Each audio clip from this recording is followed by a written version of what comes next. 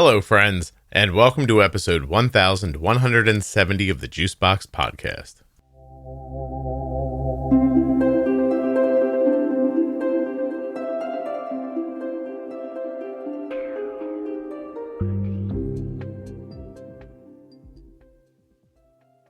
Today on the podcast, I'll be speaking with Jeannie, who was diagnosed with type 1 diabetes in 1965 at the age of 12.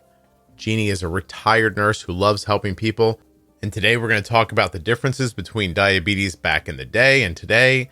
We're going to talk about diabetes camp, community, and so much more. Please don't forget that nothing you hear on the Juicebox Podcast should be considered advice, medical or otherwise. Always consult a physician before making any changes to your healthcare plan or becoming bold with insulin.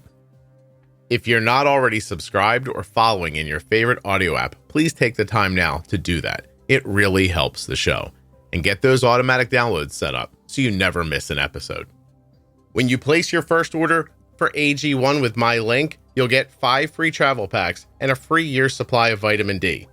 drinkag1.com/juicebox. Don't forget to save 40% off of your entire order at CozyEarth.com. All you have to do is use the offer code JUICEBOX at checkout.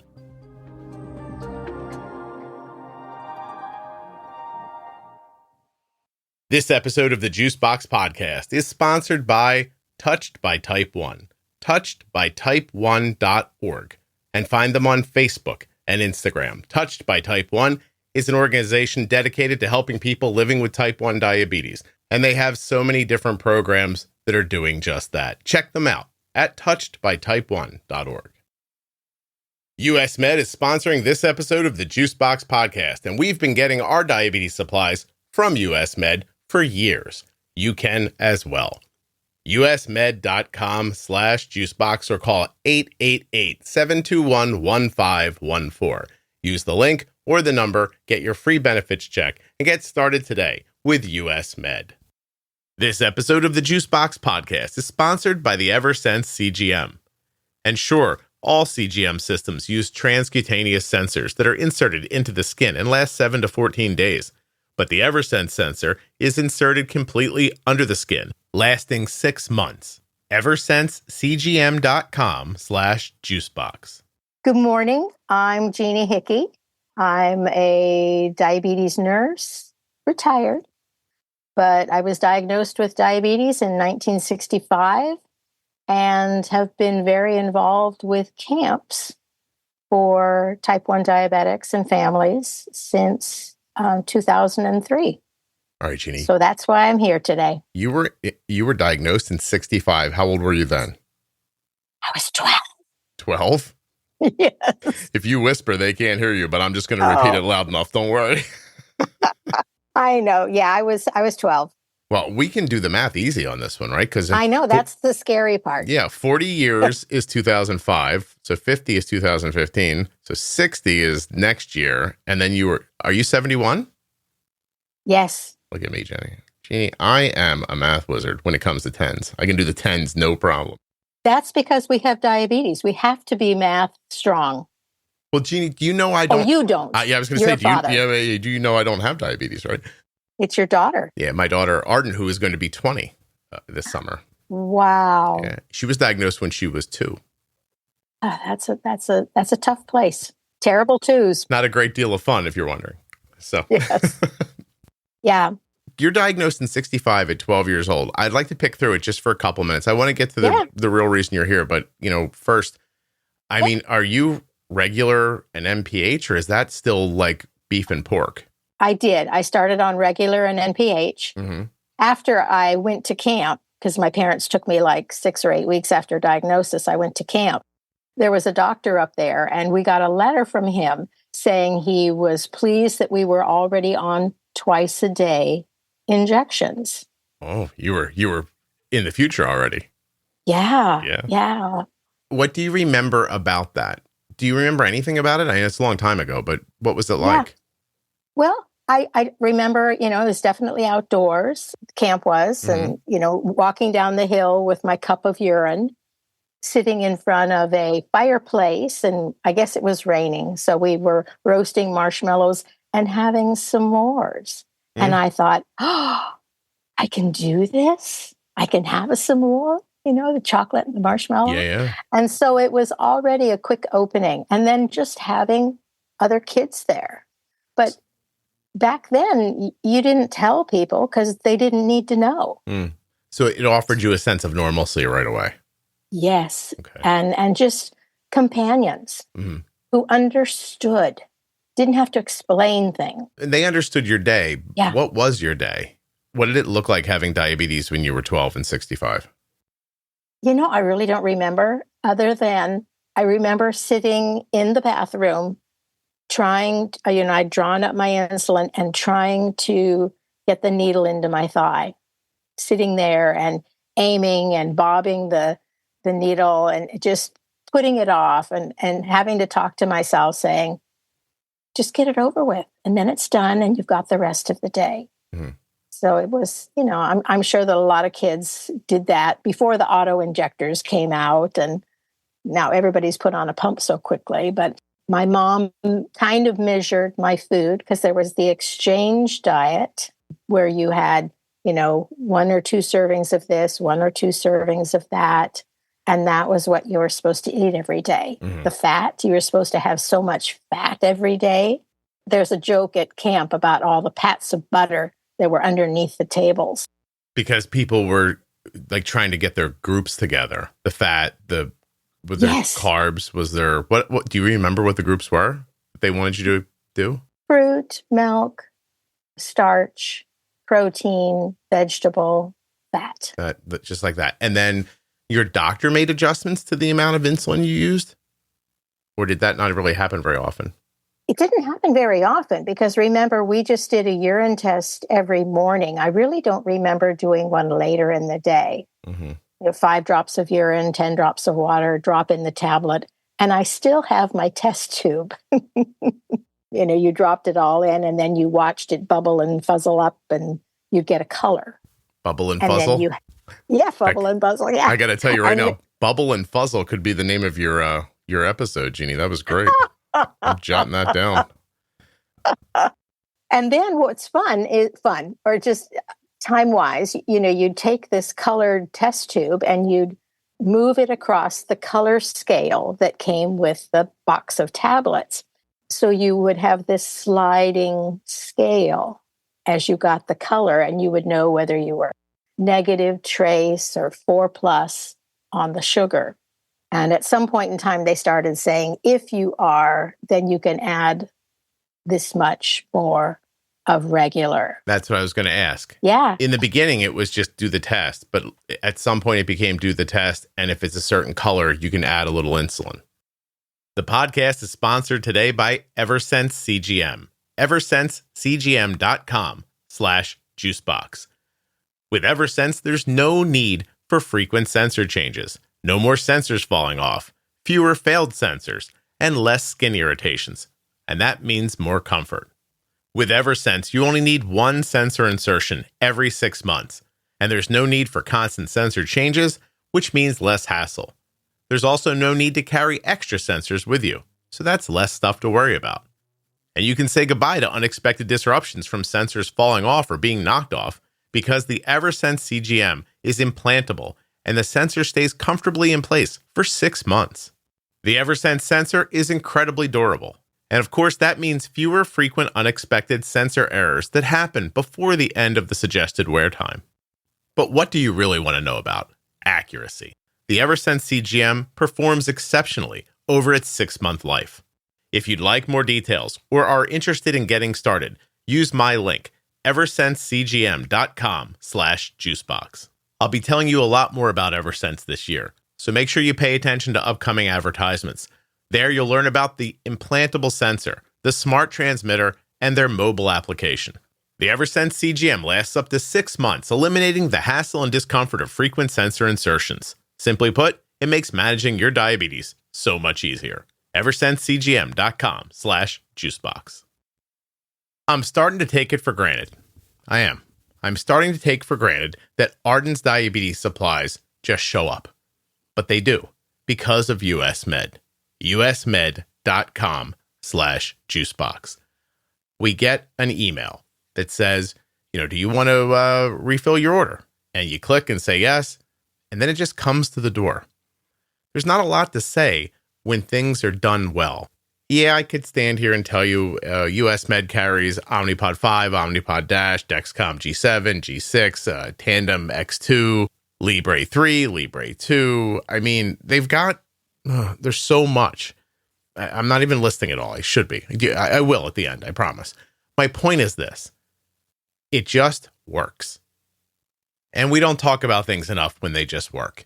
usmed.com/juicebox or call 888-721-1514. Get your free benefits check and get started today with the white glove treatment offered by US Med. US Med, here's what they got. Freestyle Libre 3 and 2, they got it. Omnipod DASH, yes. Omnipod 5, Tandem, yep. What about, have they served 1 million people with diabetes since 1996? They have. Better service and better care is what you're going to get from US Med, but you're also going to get 90 days worth of supplies and fast and free shipping. They carry everything from insulin pumps to diabetes testing supplies, the latest CGMs, and they accept Medicare nationwide. Find out why US Med has an A+ rating with the Better Business Bureau at usmed.com/juicebox or call 888-721-1514. Yeah. Because back then, all you were doing was trying to cover meals, right? Like you had to eat on a schedule too, I would imagine, times a day. Right. Scales. And then remember, it was NPH. Mm-hmm. So you were supposed to have an afternoon snack and a bedtime snack because of the peak of NPH. Yeah. Where the insulin hit. Yeah. Right. Even if you weren't hungry, you had to have a snack. And boy, did that carry over many, many, many years, even when people were no longer on NPH. They still thought they had to have a bedtime snack. They had to eat when they didn't want to. Yeah. It was so ingrained in them by the time that the insulin kind of leveled up and wasn't necessary anymore. They were still doing that thing. Yeah, Scott. Every day starts with the smell of urine and ends with a snack you don't want. There you go. Did you have to do that with your daughter? Oh, Arden started with Levemir and nice. Novolog. Those were her two first insulins. Yeah. So, I mean, after that, we had a meter that looked like it came out of a bubblegum machine and nothing else. That was what we had. So meters were about, or I guess test strips were about 78, 79. Then you had a strip that you could stick into a meter. But they needed like a ton of blood, right? Yeah, it was a good drop. And you weren't supposed to squeeze because they felt that it got more serum into the blood and it would change the value of that blood sample. So we were not supposed to squeeze. So that meant you had to hit it pretty hard. And then just sit there holding your finger upside down, letting the blood drip out of it? Yeah. How much time do you think in the morning was spent with your diabetes back then? What a question. Oh, probably a good 20 minutes. Yeah. Half hour. Yeah, it sucks. Especially if you're in a hurry or if you can't sleep in. You can't just, jump up and go. Timing. Yeah, it takes a lot away from your ability to move around. Mm-hmm. So you growing up with this, I mean, you're really just, once you get over I can't put this needle in my leg, once you get over that, you're basically on your own. Are your parents very involved? I mean, yes and no. Mom didn't, ask every day what my urine sugar was. But she was very helpful in getting a meal, planning the meals and giving the snacks and stuff. I left home when I was 16, went to college. Wait, you went to college when you were 16? Yeah, right. About a couple of weeks after I graduated from high school. You graduated from high school in time to start college when you were 16. Are you very smart, Jeannie? Well, I think I turned 17 while I was gone that summer. Okay. But No, I'm not that smart. Oh, I thought maybe you were a savant.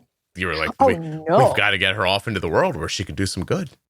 I wanted to start med school. What did you end up going to college for? Pre-med. You did? And did you finish? Yeah. No. After a year, I said, I don't like all these classes that I have to take. So I came home and worked on getting my AA and met a school nurse. And she finally said, Jeannie, go to a hospital program and become a nurse. You want people. Mm-hmm. So I did, and I've loved it. Oh, that's amazing. How long did you do it for? Well, let's see. I graduated from nursing school, Merritt in Oakland in 75. And then I just retired in 16. You just retired? Yeah. Yeah. No 16. So like 6 years ago. Good for you. But I still do a lot. I'm still very active with the type 1 community. Yeah. I don't want to make you feel bad, but I was 4 in 1975. You little rapscallion. And Jeannie, I'm old now. So what are we talking about here? You know what I'm saying? I don't feel old, and I hope you don't either. My shoulders a little sometimes, but actually, if you're actually asking me, I feel so much better today in January than I did last year in January. I started using a GLP medication just for weight. Initially, it was for weight in March. And this morning when I got on the scale, it told me that I am 43 pounds lighter than I was the day I started in March. That is wonderful. There are so many people who their prescriptions stop because the medication's not available. There's a woman that I know in one of the support groups. She couldn't get it anymore. Yeah. It's going to be very, very widely used. They need to ramp up and keep ramping up. My daughter, who is 20, is using just 0.25 of Ozempic a week. Wow. And it brought her hourly basal from 1.1 to 0.7. Yes. Her insulin sensitivity went from 1 unit moves her 42 to 1 unit moves her 63. Isn't that wonderful? Yeah. Yeah. And my calculations tell me she's going to use 11,000 fewer units of insulin this year. Wow. The math wizard. That's wonderful. Great. Well, I did it earlier. I just remembered it. So, but seriously, the impact is crazy. I've got a lot of people coming on the podcast this year who are experiencing exactly the same things. Even one little girl who full-blown type 1 for 3 years, who now looks almost Lada because of starting, I think, Wegovy for weight loss, which is just Ozempic. Yeah. It's interesting what they're figuring out. All the way back from, hey, Jeannie, just shoot this in the morning, and if the box is a different color, you can use a little more, to 1/4 milligram of this once a week will, is dropping. I'm not saying it would work for everybody, obviously, but it's going to drop my daughter's insulin sensitive, or her insulin needs that much anyway, and it's impacting other things. And for a lot of people, it's the food. It lasts longer. You feel fuller sooner, and so it's just easier to start backing off on those extra calories. Yeah, huge difference. Her eating is definitely different. But I will tell you that the insulin needs changed in the first week. Yes. Immediately. Yes. Even I was told by the endocrinologist that helped me, Scott, when you start this, you're not going to lose weight right away. And I was like, okay. She's like, this is a non-therapeutic dose of this. It takes a month for it to build up. We're just getting your system used to it. In 4 or 5 days, I lost 4 pounds. I think you're going to see people being supplemented for GLP almost the way you see people supplemented for their thyroid hormone. Yeah. For example. And so you're just making me realize that there's going to be a lot more people at camp this summer, youngsters. Yep. Who could be on it. At first, the families the insurance isn't covering it right now. You have to figure out a way to get it or pay cash for it. Right. We're very lucky in that Arden's dose is not going to rise. And so, for us, what is a reasonable cash outlay for the entire year, we're going to be able to impact her health this way because a pen's going to last her forever. So wonderful. Yeah. Isn't that great? It's terrific. It's amazing how it keeps going. How far we've come. Of course. And I think you make these advancements because of community backing. Yes. Right. And to really bring it right back to you, if you've been going to these, you took your experience at camp, and which obviously led you on a good path, and you've been helping other people with this, throughout your life through nursing, and now, staying with community after your retirement from nursing. I don't actually see that as being much different than me sharing a story about my daughter using 0.25 of Ozempic. Exactly. I think it's the same thing, actually. Tell me more about it. More about what? More about how you got involved with people and what you got out of it, what kept you doing it, and what you think it's bringing to them. I guess one of the things I'll say about myself is I'm a fuss budget. I'm a fixer. I have a good friend who's a teacher, and she's always saying, "What would you do?" And I'm always saying, have you thought about this? Have you thought about that? I share what I've heard from other people, and I challenge people to think about it. And to me, that's one of the exciting things about having type 1 diabetes is that we're pushy. We're asking. We're figuring out.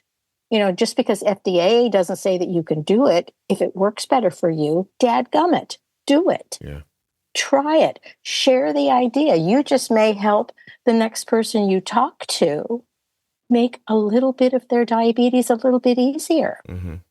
We've got choices, but you go to the endo or some of the nurses and they open the book, and if it's not in the book, then you don't talk about it. Yeah. But that's the fun thing of community.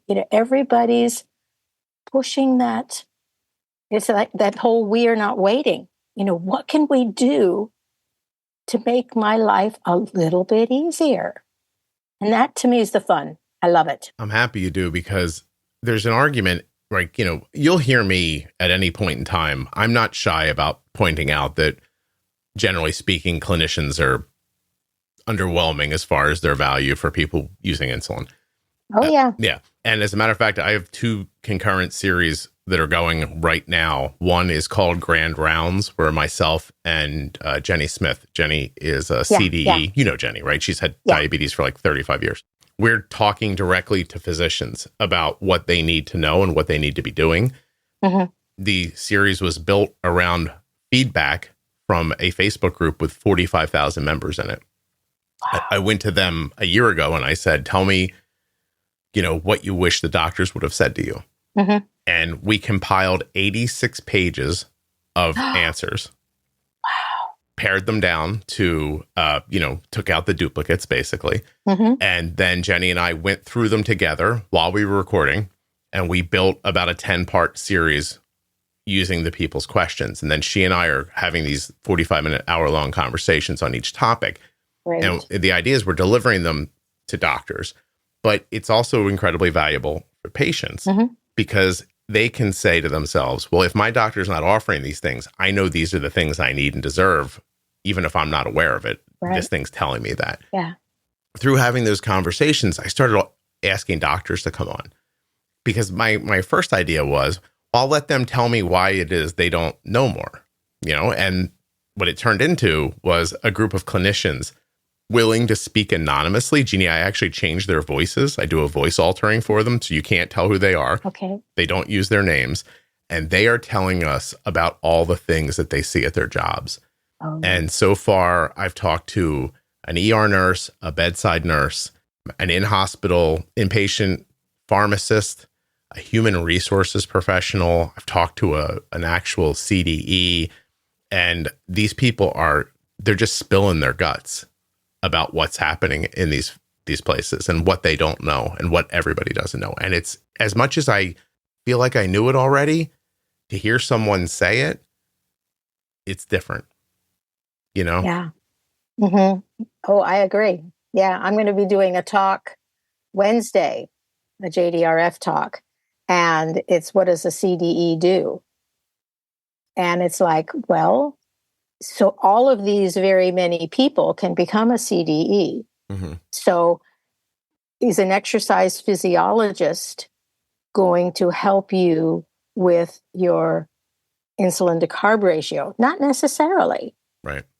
So you've got to try and figure out what CDE do you want to help you work? What are your problems? It's just the variety. And there's, every doctor, every hospital worker out there has their own interests. And it's finding someone who meets your challengeability, Mm-hmm. who's willing. That's where I got started when I was working in the ER, is my coworkers would say, come talk to this person. Okay, what brought you in here? What's going wrong? Have you thought about this? Have you thought about that? Challenge your doctor about this. And so they finally kicked me out and told me to go find a diabetes educator job. Can I ask you, because I asked Yes. this of all the people in these that I'm having these conversations with, why is it so difficult or why is it so unreasonable for us to expect a nurse in a hospital to understand how insulin works? Because we're complicated people. Type 1 diabetes is so complicated. I mean, there are even endocrinologists that don't like type 1 diabetes because you can't fix it. Mm-hmm. You're constantly juggling, thinking, redoing, did you exercise today or not? Are you stressed? Did your cat wake you up overnight and so you slept badly? There's so many variables that change our day. And it's almost too much for some people to feel comfortable with. And so it's not taught in nursing or medical school, like nursing school. Like I've nursed a day or a page, they usually tell me when I ask them. There you go. Yeah. But they're also trying to learn everything. And so that's understandable. Yes. My question is, after it happens over and over and over again, why doesn't it not get retained? Again, I think it's because of the variability. If I talk to your daughter, her practices with herself are very different than mine. I've got people who, you may know a Jessica, who is very much into exercise, and the way she handles her insulin is very different than what I need to do to handle my exercise. I just got off the bike, and what's my sugar? My sugar's okay. So things are changing so much, Scott, and so quickly. We didn't used to have our blood sugar on our watch, and now we're constantly aware of it. And so we're constantly thinking, or I shouldn't say that. I am constantly thinking. Some people don't want to think. But then again, with my loop, I don't necessarily need to think about what my blood sugar is because I know it's going to be pretty darn close to where I want it to be. I find that the do-it-yourself algorithms, my daughter's using IAPS right now, but she used Loop for a long time with auto bolus branch of Loop. Okay, yeah. I find that with very good settings, a firm understanding of, your carb ratios and how to, count your carbs or bolus specifically well, good timing with your insulin, you can generally expect that thing to keep you under 180 and above 50. Oh, definitely. Yeah, and 50 once in a while. But most of the time she sits between like 80 and 110. Yeah. It's really something. The simpler you keep your life. Yeah, right. Exercise, don't exercise. Go to a party, don't go to. It's the pumps that really help. Yeah. I'll break your brain for a second. Yeah. So I know you don't know me that well. I know somebody drove you to me, Stephen. Yes. Introduced us. But I have, at this moment, when you and I are speaking, over 1,100 episodes of this podcast are recorded and available. Yes. Been out for 10 years, right? Yeah. I have been recently feeding the podcast into AI, I guess is the simplest way to ask it. So while you were talking just now, I chose an episode of this podcast that is myself and Jenny Smith. And we're having a conversation just like you and I are, but we are specifically talking about how to figure out your insulin to carb ratio. Now we never, it's not a bullet point conversation. It's just the way you and I are talking right now. I just asked that episode through AI. I said, how do I calculate insulin to carb ratio? That's all I asked it. It told me to calculate your insulin to carb ratio, you can use the 500 rule mentioned in the podcast transcript. Here's how you can do it. Number 1, determine your total daily insulin dose, which includes both basal and bolus insulin. Take the number 500 and divide it by your total daily dose of insulin. The result will give you an average insulin to carb ratio. For example, if the result is 16.6, your ratio would be 1 unit of insulin for every 16.6 grams of carbohydrates. Keep in mind that the 500 rule is a starting point, and that's it. That's me asking a computer that has listened to that episode of the podcast to come up with that idea. Okay. That's where this stuff is headed. Instead of you having to there's going to be a time where you can go to a web page and say, I am a 150-pound male who is moderately active. What do you think my total daily insulin is? And it's going to give you a range of where to look for your total daily insulin. And that's like the iLet pump, the Beta Bionics iLet. That's all they want to know is your weight. Yep. It's all it's doing. Yeah. So what I learned was it makes me how do I want to put this? I wish that every conversation you've ever had with a kid or with somebody at a camp or another adult with type 1 diabetes, I wish you recorded it. I wish we had it so we could feed it into that and say to it, what are Jeannie's rules for living well with type 1 diabetes? Because believe it or not, it would come back with a comprehensive list that sounded like you wrote it.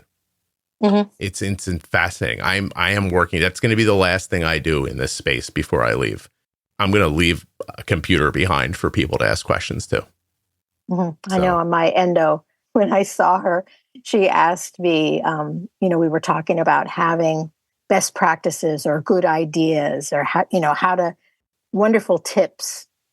And there should be a list of wonderful tips. And that's, I think, what you're talking about. It's not only going to be able to answer every one of your questions that you can imagine, but it's going to be able to take the information that it knows and tell you what questions you should have, just in case you don't even know which ones to ask.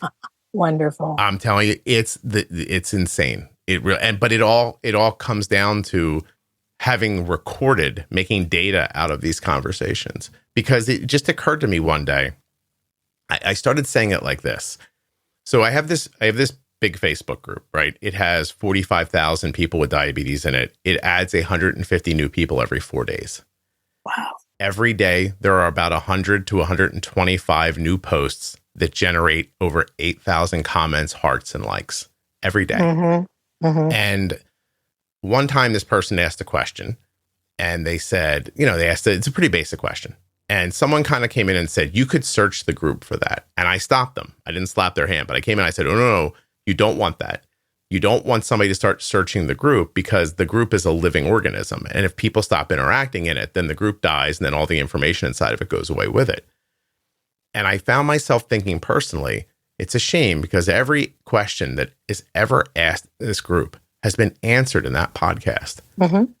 And they just don't know how to get to it. There you go. And then one day I was listening to an artificial intelligence expert talking about how they're going to use AI in the future for something. And I thought I could do that with the podcast. That would work. Mm-hmm. And I know that this is like a generation beyond what you probably think about when you're thinking about computers. But trust me, I'm going to take community and turn it into actual value for people beyond what we've done here so far. Wouldn't that be exciting? It's going to be really exciting for people. I mean, just try to imagine being able to sit at a browser and tell it, I just went on an insulin pump. I weigh this much weight. I'm 15 years old. I get my period, and please give me my settings. And it tells you, here's the range to put this, here's the range to put that. And everybody just goes in, puts the low range, adjusts it up, gets it to where it needs to be, and they're on their way. And then you've got your week before the period, the week of your period, and then you've got the Friday night basketball game with jumping up and down. But Jeannie, those people are going to be on algorithms. Yeah. It's going to be different, right? Like it's a bad week before your period is going to go from what 15 years ago was, blood sugars in the 250s, spikes into the 300s, stuff you couldn't get down for days, like that kind of thing. Like, that's going to turn into, I had a 180 blood sugar for a few hours today. Yeah. It's really and maybe beautiful. That'll be that quick part of AI learning so that the pump is aware of the calendar. Yep. Aware of, okay, we're starting to see some high blood sugars. Mm-hmm. Calendar. Let's raise the basal a little bit. One of the most exciting things somebody has said to me on this podcast, it's very forward thinking, but he said, imagine an algorithm that was also location based that knew that when you were at pizza parlor A, your insulin needs were greater than when you were at pizza parlor B. Oh, wow. Yes. And then the next time you're at B, you can tell it, I'm having 2 slices of pizza, and it will actually remember what it took last time to do it and try to mimic it. That's not crazy with the technology that exists right now. Yeah. Or just to be able to say, hey, I'm driving to the park. Yep. Well, that's it. Yeah. Just to literally be able to pick up your phone and say, I'm leaving now for the park. Yeah. And then the algorithm can experience what you're doing and then see what happens. And then maybe the third or fourth time you say, I'm leaving now for the park, it'll go, oh, she's going to the park. I know what to do here. Mm-hmm. You need somebody to develop that. Yeah. But it's not crazy. And I guarantee you it comes through the community way before it comes through a company. And it's just a little bit better than us remembering late to do it. Yeah, right. Half an hour into your walk and you're like, oh, I didn't do a temp basal decrease. Mm-hmm. Oh, golly, people still do that. Oh, yeah. I hope so. People listen to this podcast. I hope they're doing it. We talk all the time about, I think the core of diabetes, I don't disregard your point that everybody is different. But I think at its core, if your basal is well set, if you know how to pre-bolus your meals, if you understand the impacts of different foods, I think diabetes is pretty similar for most people at that core stuff. Now there's variables off of that will change. But if you can get that stuff together, that's an A1C in the sixes, you know? And that's the wonderful thing about listening to other people. They challenge you to try something new, or they confirm what you're doing and make you feel good about it. But it's, it's the community. It's just listening and learning and thinking and not feeling like you're so alone, not feeling like you're just absolutely terrible because you can't get it right. Yeah. It's like, this is kind of the way it is. And there is some hope because this person has a similar situation and they're pleased now. Yeah. So I could learn something. No, the community aspect of it is so valuable. I've always known it, but I understand it differently now after making this podcast and actually after building a Facebook group that houses that many people and helps them so much. Like I really see the value in it. Before I just knew it as a concept, people need people, all those kind of basic ideas. But when I watched it happen in real time, then I thought, this is much more valuable. This might be half of it. I'm just going to say a name. Most people aren't going to know, but there's this man named Bennett Dunlap who did a lot of great things in the diabetes community over the years. And I once was sitting somewhere with him where he said that diabetes is like a certain percent math and a certain percent magic or something like that. Oh, yeah. Yeah. And the magic was just I think in his mind, your understanding of how it all worked. Like your ability to just kind of bounce through it and get it right. Yeah. And what you were saying with community is so much about what people get from camp, because when you're diagnosed, you're so alone. You don't get people. You don't get the share, the encouragement, the ideas. And that's just a wonderful thing that parents and definitely kids get from coming to camp, because it's that everybody's in the same boat. Yeah, no, it's not lost on me that diabetes camp, and this is crazy, but my Facebook group are basically the same thing. Yeah. It's the sharing. Yeah. It's a place to go to find other people and other voices, to get ideas when you don't have them, to bounce off things that you're not sure of, to, from my perspective, you can draw confidence from it. Oh, yeah. When you don't have any. Yeah, it's got peer support and just the fact that you can belong and that you're understood. Very important. Oh, sorry. Yeah. Sorry. Oh. My daughter's blood sugar just went over 120. Don't anybody laugh at me. Oh, she's high. Yeah. It's happening. Oh. She's 121. So, but even that, her blood sugar just popped up over 120. She's at college. My daughter's a sophomore in college. And I can tell you, I haven't looked at Arden's diabetes all day. It's almost 1 p.m. here. But by picking up this app, I can tell you that at 11:52, Arden bolused for 40 grams of food. That was 15 minutes ago. She's on a diagonal up right now. So you just heard her cross 120. I think she's at 138 right now. And in a couple of seconds, this algorithm is going to jack her basal up and push back with a small bolus. And turn around. It will turn around. Now, here's the crazy thing. Her 40 gram bolus ended up being just under 5 units. Let me do something here with everybody real quick, because we made this point earlier. So I hate having to wear glasses, Jeannie, to read. It's now I'm looking back at the computer. I need it to be off again. I'm like, why does the screen so blurry? I'm still wearing the stupid glasses. The wrong glasses. She's 40, right? And so 40 carbs. I think maybe her, like I said, her ratio is like 63 now. Back then, one unit did 42. One unit, what was her insulin to carb ratio before we changed all this? Right now, it's one unit moves her 63, one instead of 42. Her insulin to carb ratio used to be, this might freak you out. One unit moved her,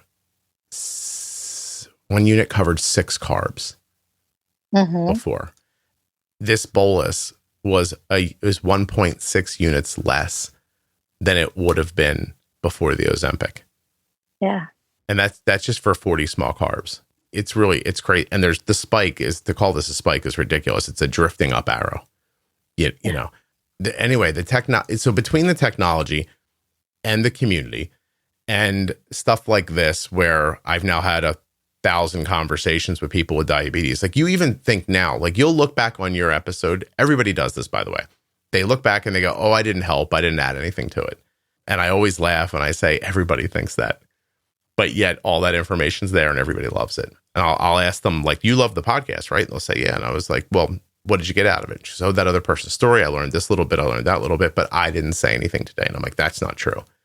Your story's really valuable. What we need is the ability to pluck out the gems and show them to you, you know? So It's all coming. It's happening very quickly. Jeannie, let me tell you the truth. I'm going to sit in this room until I can leave something behind that I know my daughter can use. You know what I mean? And the rest of you get to use it too. But, you know, I'm doing it for her. So, yeah. Anyway. Wonderful. So tell me something.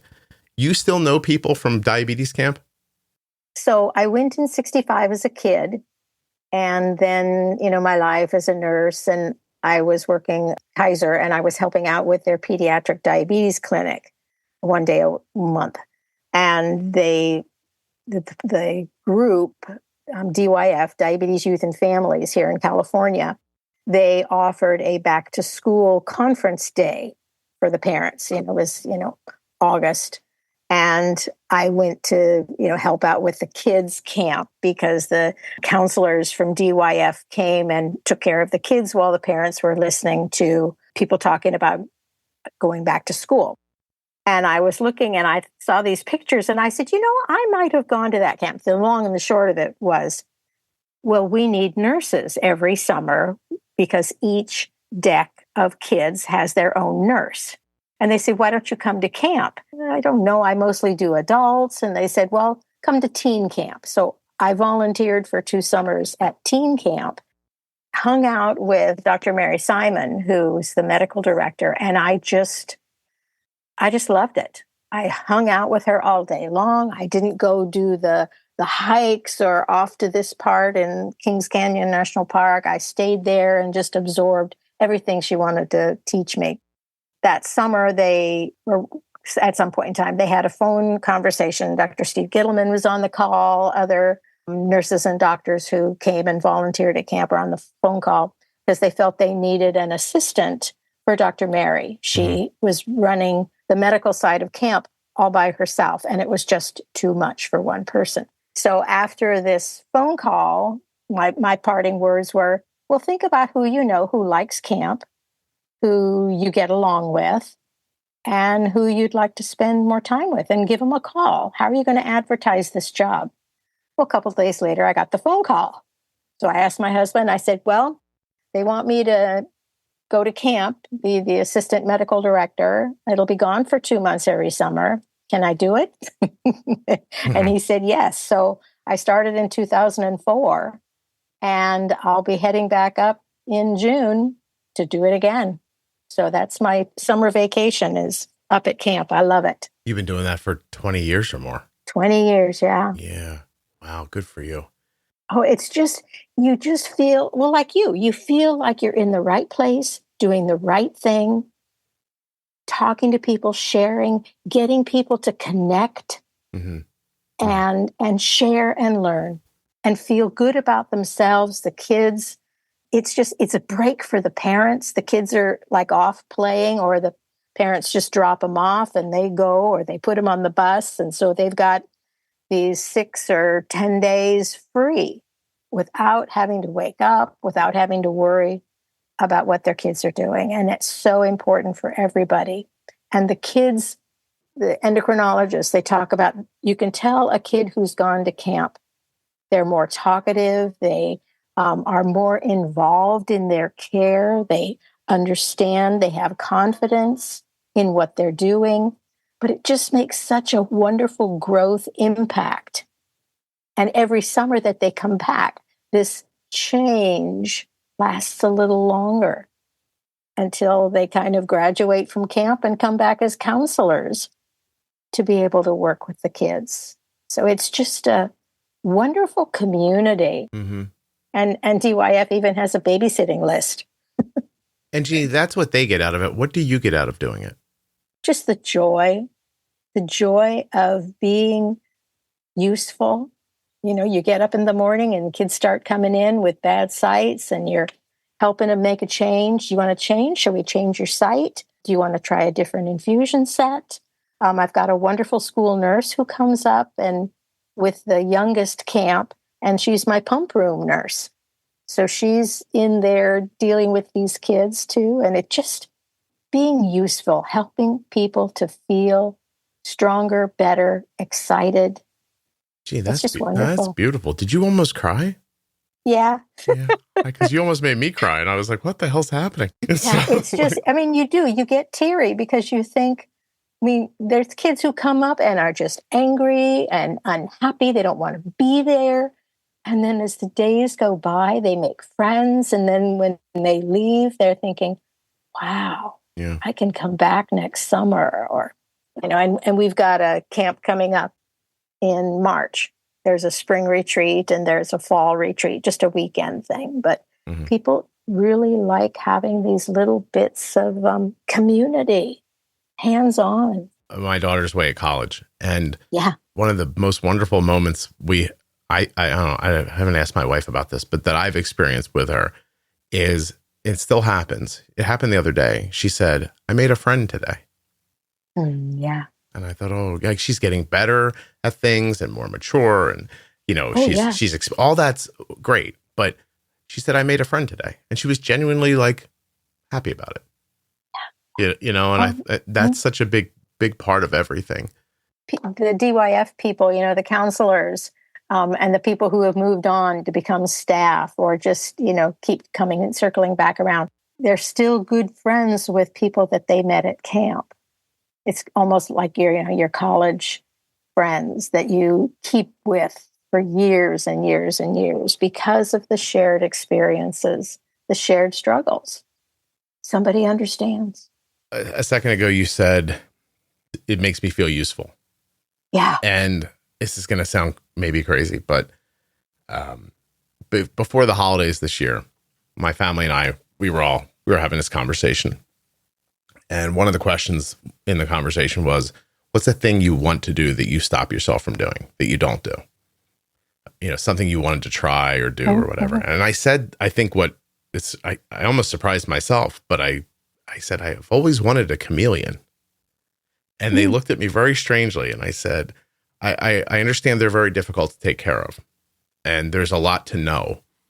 And I'd like to learn something new. And I think they're very interesting. And I like how slowly they move. I think it would be relaxing. It was a philosophical conversation. Obviously, we were just talking out loud. Until my kids take me upstairs on Christmas morning to show me a chameleon they've been hiding in my daughter's bedroom for a number of days. Now, Jeannie, these are sincerely difficult to take care of. No one should buy them like this. I've spent the last 3 weeks of my life, every ounce of my free time, just immersed in information so that I can do a good job for this thing, because I have a caregiver's mentality with people, but with anything really. If you put me in charge of somebody, I am not going to stop trying to help them. It took me a couple of days to figure out the basics. It's funny, I almost did it like diabetes. I was like, well, let me figure out what the basics are so nothing goes wrong in the first little bit here. And then I'll add my knowledge as I go. And I've done that now. But the other day, my wife said, how are you enjoying having the chameleon? And I said, I really like it. I feel useful because my kids are older now. Yeah, and I said to her, I'm like, this thing needs me. And I was like, you don't listen to me. Jeannie, I don't know if you're married or not, but I've been married like 27 years. My wife ain't listening to me anymore. You know what I mean? So like, she's not listening to me. She's an adult. She doesn't need me. And I realized how alone I have felt since my son went away, graduated, got a job. My daughter's off in college. I feel useless some days, even though I help people on a scale that I don't think a lot of people could imagine. It's not the same because I don't look them in the face when I'm doing it. So, and that's what I get out of doing the different support groups. Yeah. People ask questions and, I'll share what I know, or I'll say, okay, well, let me look that up. Before, like at the first week of every month, I'm, checking out Diatribe and checking out ADA. Is there anything new coming up? What questions might they come up with? What can I share? Mm-hmm. And so it gives me a reason to keep learning myself. Yeah. I find too that anything I could do that would possibly help someone to not go through everything we went through to get to the information seems incredibly valuable to me. I even when I started doing this, the podcast started in 2015, but I've been writing about diabetes since 2007. And so when I started making the podcast, my wife was like, this is going to be a lot of work. And I said, yeah, I know, but can you imagine knowing all this and not telling somebody? That seems wrong, doesn't it? And that's sort of how I look at it. So finding a way to share. Yeah. Finding a way to share something. And I think, and now the people listening do it for me too. It's facilitated. The one thing that I don't know if you've had this experience or not, is very fulfilling. I watch somebody ask a question online, and then before I can get to it to answer, 5 other people answer it, and they sound like they're talking out of my mouth. Like they're using my thoughts, the things I said, to answer this question accurately. Yeah. And they're being supportive and lovely at the same time. And I think, I created like helpers. Oh yeah. Like I'm going to help people that don't even ever hear the podcast. And it makes me smile, like to think that kids who are recently diagnosed and adults who have been struggling for 30 years, they all end up having the same experience after they listen to the podcast. And so to think of all those people who are doing well in the world is really lovely. It's a great feeling. And you've been doing it for a long time. Yeah. And you probably remember when you were diagnosed, you just were afraid. Your daughter, how can you keep this little girl healthy and happy and growing, and to be so alone and so scared? And so that's where, getting this community going, finding the resources, having, like up at camp, endocrinologists to talk to, counselors who have had type 1 diabetes for many years, and just other families, and how do they make it work? And it's just the value of community. Yeah, no, is huge. It's hard to believe, I think, for some people, especially newer people. And I've even seen people say, I don't want to do that. Like, I don't want to meet a bunch of people I don't know. And like, I get that overall feeling. I have to honestly tell you, if I wasn't doing this, I don't think I'm the type of person who would go to a Facebook group to get help. Mm-hmm. Like, I don't know that I am or I'm not. Like, I'm not sure. But what I end up seeing is that, honestly, most people interact quietly. They're looking, they're reading, they're learning, they're following. They are not talking most of the time. You don't actually hear from them. Yeah. And that's pretty amazing, because in person, you have to engage people eye to eye. True. And if somebody's in the back of the room and not listening, there's not much you can do about them, about helping them, hopefully, or reasonably speaking. Yeah. This is different. Like, this is like you're broadcasting it somewhere, and they don't have to tell anybody. Yeah. Like, there are people listening right now in their cars, in their ears, the people around them don't know they have diabetes. Correct. And so that gives them that freedom too, Yeah. which is a big deal. It addresses a lot of different roadblocks that people have getting to the good information and the community too. And something that I try to remind people, when I'm talking to them about coming to one of my Facebook groups, is like, you don't have to show your picture. You don't have to be there. You don't have to talk, but just listen. And if you have a question, then you can ask it. You can ask it in the chat. You don't need to be seen, but just come and listen. I left the anonymous function on my group because it's problematic sometimes, but for the most part, I think people should be allowed to ask their questions without giving up their identity if they want to. Right. Because I think otherwise they wouldn't be able to do it. Because there's a lot of things that we're ashamed of. We think we should be able to do this better, but dadgummit, we just don't do the right thing. And does anybody have any ideas? So yeah, no, it's very helpful. So if I was going to ask you, what do you think the keys are to diabetes? You've been listening with it for a long time. Can I ask you what your A1C is first? Usually 5.9-ish. Do you have an eating style? Low carb. Low carb. Have you been low carb for a long time? Yes, I read Richard Bernstein's book, probably 30 years ago. And I just thought, that makes sense. And it worked for you. That's excellent. Less insulin, less error. It just works for me. Yeah. But I know that a lot of people that doesn't work for, but that's okay. It works for me. Well, it obviously worked. I mean, that whole concept is rock solid. The fewer carbs you eat, the less insulin you're going to use. The less insulin you use, the less variability you'll see. Fewer lows you'll have to correct. Like that all is it's obvious, right? And I love vegetables, so that's a great thing. So it's easier for you. When I started the podcast, I started with the idea that I wasn't going to be able to impact how people ate. I wasn't going to be able to impact how they exercised. Like those lifestyle things, those are bigger problems in the world that, smarter people than me have not been able to figure out. Right. How do you mass teach that kind of health to people and force compliance, basically? And I thought I couldn't do that. That's silly. I'm going to say it's how you use insulin. Get your settings right. Learn how to use insulin. Apply it to your lifestyle. Because whether you get up in the morning and have a plate full of vegetables and an egg, or you get up in the morning and you're, walking out of a convenience store with a soda and a honey bun in your hand, you don't deserve diabetes complications. You know what I mean? Yeah, right. So how can you use the insulin so that you're happy with your life? Yeah, that's it. Super simple. So that's my perspective always and always. Learn how to use insulin so you can do what you want to do with it. Yes. I'm not the food police. I'm not the exercise police. That seems like an unwinnable job to me.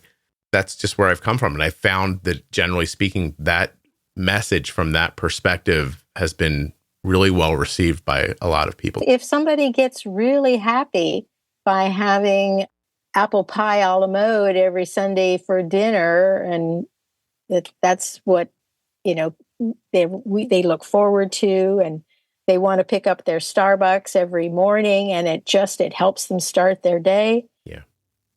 Go for it. Yeah. Because if you take that from them, you're going to get into the psychological side of this then. Yeah. Yeah. Yeah. There's enough. We've got to deal with insulin, no matter how you take it. There's quite a few people I know who are on MDI, and they feel that works for them. I know plenty of people who do well on MDI. Yeah. Yeah. And the truth is, the podcast, with the exception of talking about an algorithm or an extended bolus or the ability to shut off your basal, you have all the same options that everybody else does. It all comes down to how frequently you're willing to inject. Yeah.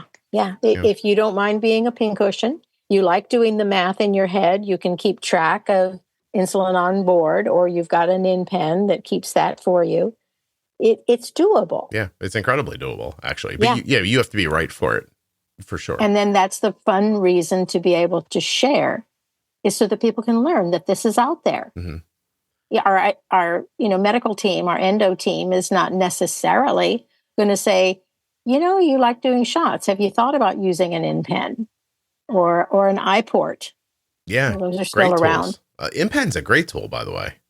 Yeah. Yeah, absolutely. It gives you a lot of functionality of an algorithm, actually. Then you get to see stuff on the phone app and make better decisions, keeping track of things for you, showing you where insulin is. You can compare what you've done to what you're seeing and make different decisions next time. There's a lot of value in that. It's funny with the way we talk about it.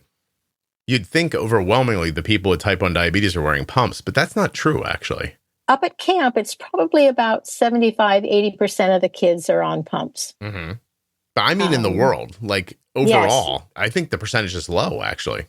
Yeah, the Bay Area, it's just there's a lot of people on pumps here, but you go out into the lower populated communities and you're not necessarily going to have an endo team that feels comfortable with pumps. And so they're not going to prescribe them because they just don't know them. It's funny. I tell this story sometimes, but when my daughter was 4, we wanted to put her on an insulin pump before she started kindergarten. Sure. And we went to basically an insulin pump fair at the Children's Hospital. It's exactly what it was, actually.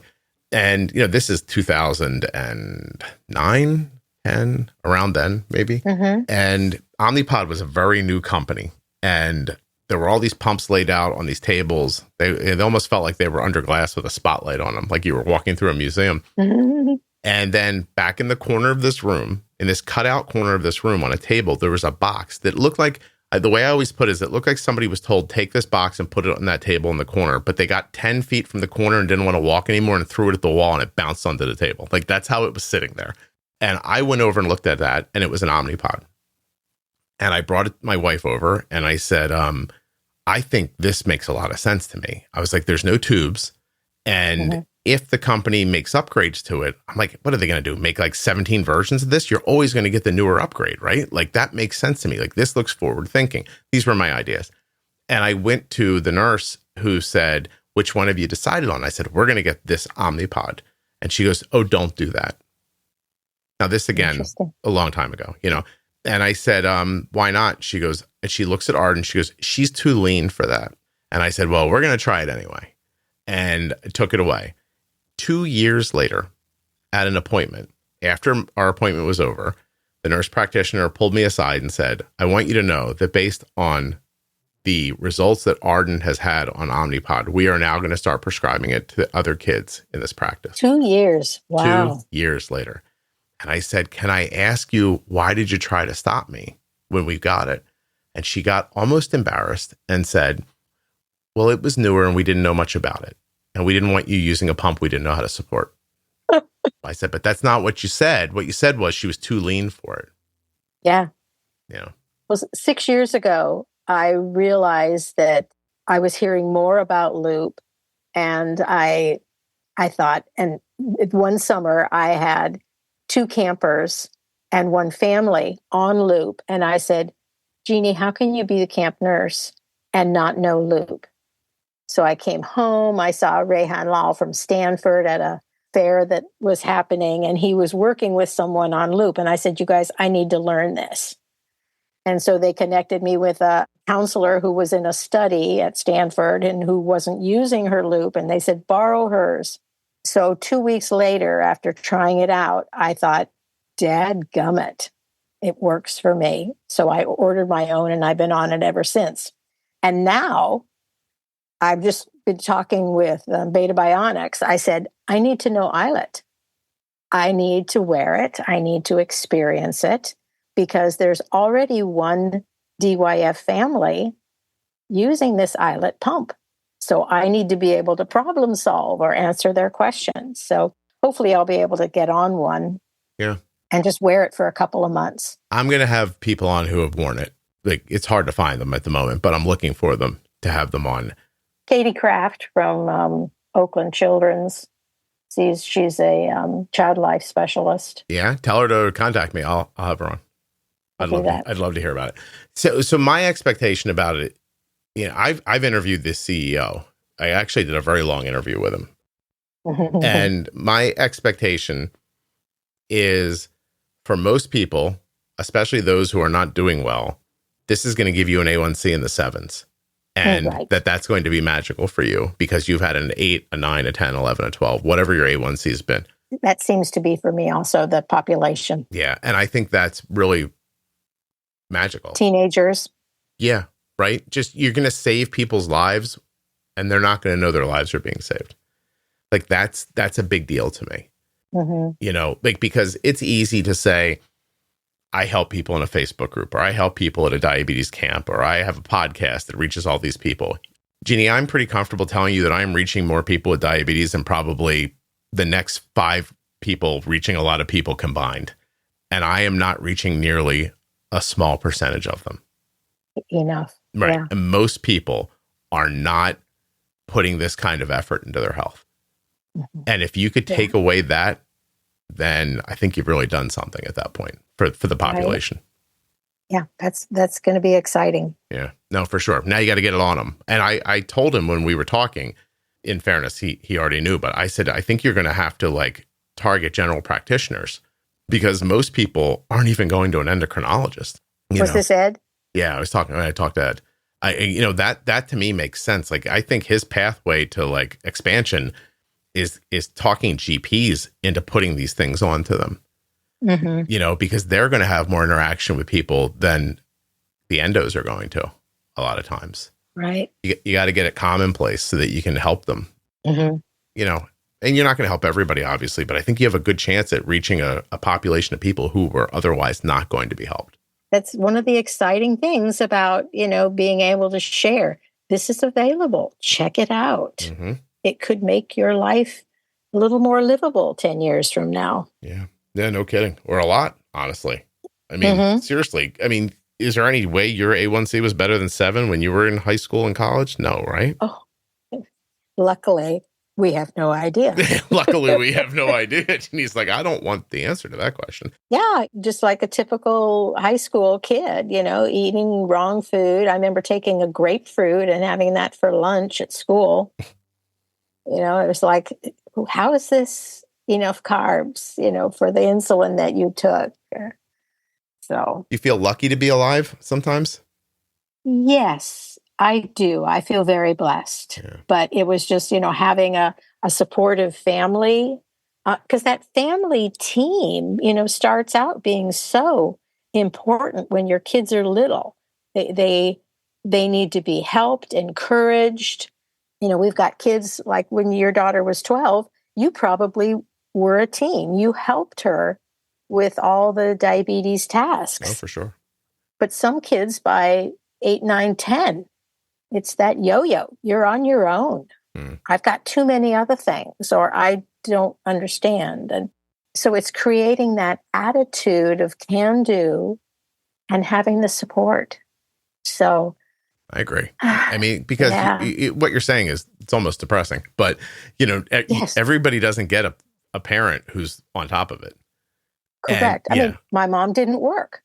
So that was a wonderful blessing. That was still in the era when you didn't have to have 2 jobs to have a house. Oh, I often tell people that a lot of the value that I bring to diabetes is because I actually was a stay-at-home parent. I was able to focus on it and really figure it out. And then once I figured it out, I was able to write about it, which taught me how to talk about it.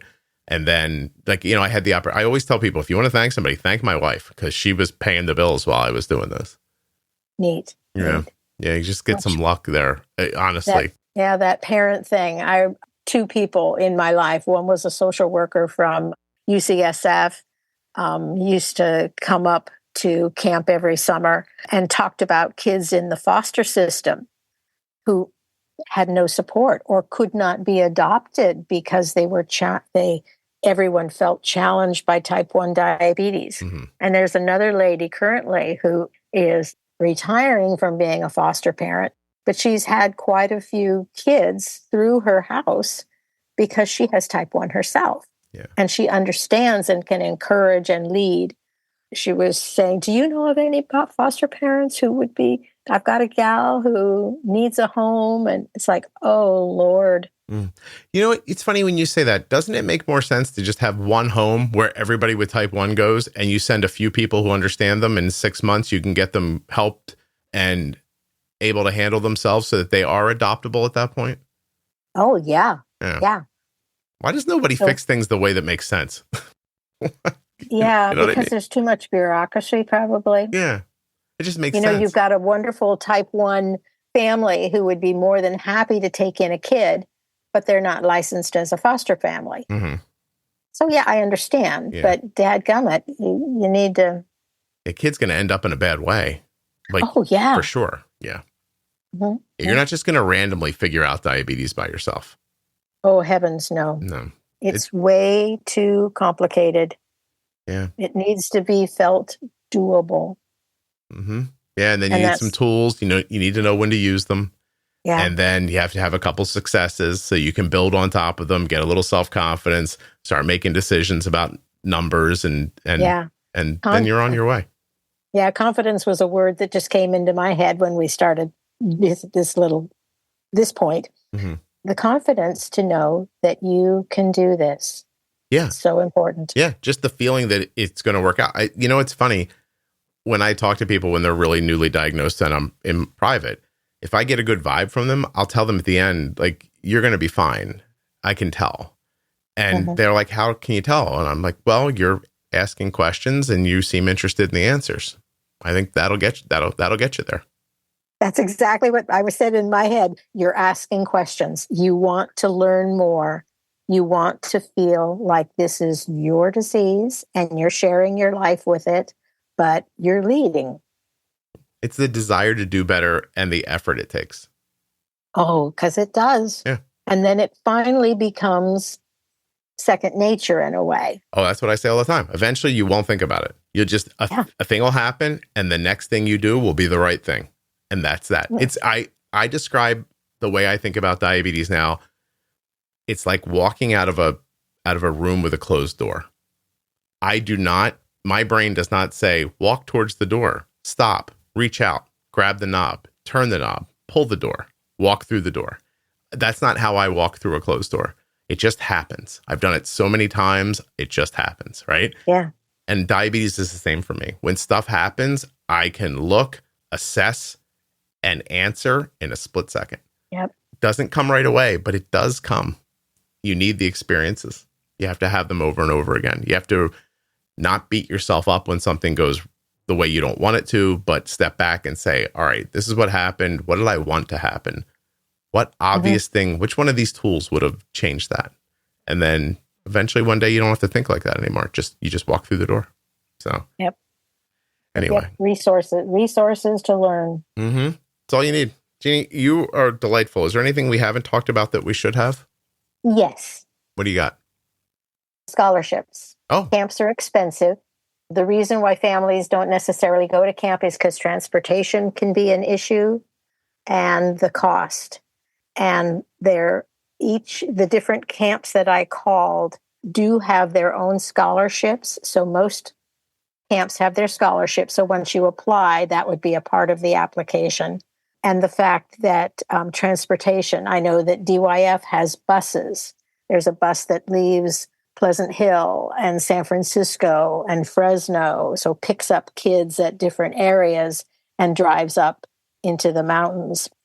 So that was the most valuable thing. And if people want to learn more about diabetes camps or why to go to diabetes camps, just put that question into your browser. Why go to diabetes camp? Because there are plenty of papers, studies out there that talk about the blessings onto the children, what they come away with, and how valuable that is to their health and confidence. Okay.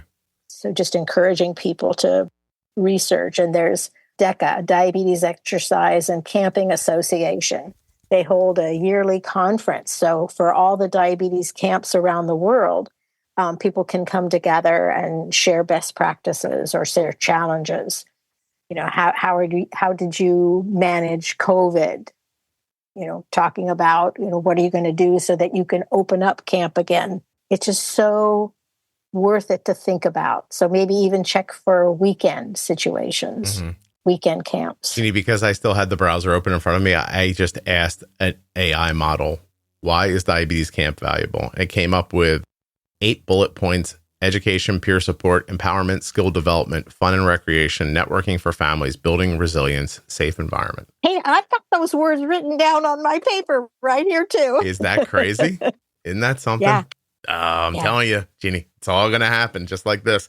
One day a doctor is going to say, holy God, you have type 1 diabetes. And they're going to spin to a computer and say, how much do you weigh? And they're going to type it a little bit and they're going to, boom, here, do this. Yeah. By the way, that is the basis. That's me. I know you don't know this, but I have a pro tip series. Fun. It's at episode 1000 in the podcast. Oh, yes. Scott was talking, or Stephen talked to you Stephen about it, was talking about that. I know he's a fan of it, and I very much appreciate it when he talks about it. Yeah. I guarantee if you listen to that, your A1C will be in the 6s. And like that idea is just, amazing. So I asked this AI model, what are the key takeaways from these episodes? And it breaks them down for me. And then I said, can you also give them to me in Spanish? And there they were. Can I have them in Hindi? And there they were. Yeah. And I thought, this has been the one sticking point I've had making this podcast all along. People come to me all the time and say, can you translate it? And I'm like, I don't speak another language. And, having someone translate, it's impossible. Like, you'd have to hire 2 voice actors and it would just be incredibly expensive. And I don't think it would even work. And then all of a sudden, this computer technology comes along and I could just say to it, hey, what are the key takeaways? Tell them to me in Spanish too. And there they were. Yeah. Well, we're lucky that we've got, here in the Bay Area of California, it's a large Hispanic population also. And so there are usually two camps every year that are done in Spanish. Excellent. Because there's enough nurses and doctors who are fluent in Spanish. And that's such a huge... Do you know that people are in such need of that kind of help? I was once flown to the Dominican Republic to give a talk about diabetes to a group of people that overwhelmingly did not speak English. And while I was speaking, there was a translator in a soundproof booth. And she was, I was speaking and then I was watching her speak. And everyone in the audience was wearing headphones. They were listening to her, not to me. That is the kind of effort that had to happen for that to go on.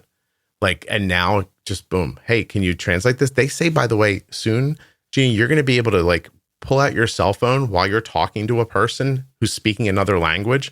You're going to be able to speak into the phone in English and it's going to spit out what you're saying in another language and then hear them and then tell you what they're saying. Yeah. It's crazy. Crazy. What a life. Yeah. What a life. I'm going to try to stay alive longer. I want to see what's going to happen next. Hey, I've easily got 20 more years in me. Good for you. I bet you do. All right. Well, thank you so much for doing this. I really do appreciate Scott, it. What a joy. Thank you so much for your patience with me. Oh, you mean your emails? They were not, what do you I just don't answer them. So I'll apologize to you at the end. I am not responsive. I get so much email. I get overwhelmed by it. I figured. Yeah. Well, Stephen answered me on one of them, so that was helpful. I'm glad. Do you know what episode Stephen was in? No. I don't either. He's so good. I love talking to him about diabetes. He comes up to we have an adult weekend. He's involved in some of the support groups that the Zoom groups that I do. So I get to see him a couple times a month. Yeah. He's in episode 828. It's called Stephen Appleseed. There we go. Thank you very much. 828. Yeah. Thank you for doing this. Hold on one second for me, okay? Yes, Scott.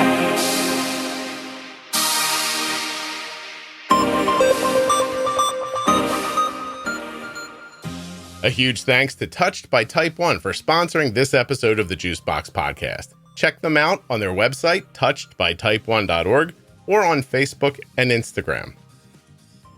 A huge thanks to US Med for sponsoring this episode of the Juicebox Podcast. Don't forget, usmed.com/juicebox. This is where we get our diabetes supplies from. You can as well. Use the link or call 888-721-1514. Use the link or call the number, get your free benefits check so that you can start getting your diabetes supplies the way we do from US Med. I want to thank the Eversense CGM for sponsoring this episode of the Juicebox Podcast. Learn more about its implantable sensor, smart transmitter, and terrific mobile application at eversensecgm.com/juicebox. Get the only implantable sensor for long-term wear. Get Eversense. If you or a loved one was just diagnosed with type 1 diabetes and you're looking for some fresh perspective, the Bold Beginnings series from the Juicebox Podcast is a terrific place to start. That series is with myself and Jeannie Smith. Jeannie is a CDCES, a registered dietitian, and a type 1 for over 35 years. And in the Bold Beginnings series, Jeannie and I are going to answer the questions that most people have after a type 1 diabetes diagnosis. The series begins at episode 698 in your podcast player, or you can go to juiceboxpodcast.com and click on Bold Beginnings in the menu. If you're looking for community around type 1 diabetes, check out the Juicebox Podcast private Facebook group, Juicebox Podcast, Type 1 Diabetes. But everybody is welcome. Type 1, Type 2, gestational, loved ones, it doesn't matter to me. If you're impacted by diabetes and you're looking for support, comfort, or community, check out Juicebox Podcast, Type 1 Diabetes on Facebook. Thank you so much for listening. I'll be back soon with another episode of the Juicebox Podcast. The episode you just heard was professionally edited by Wrong Way Recording. WrongWayRecording.com.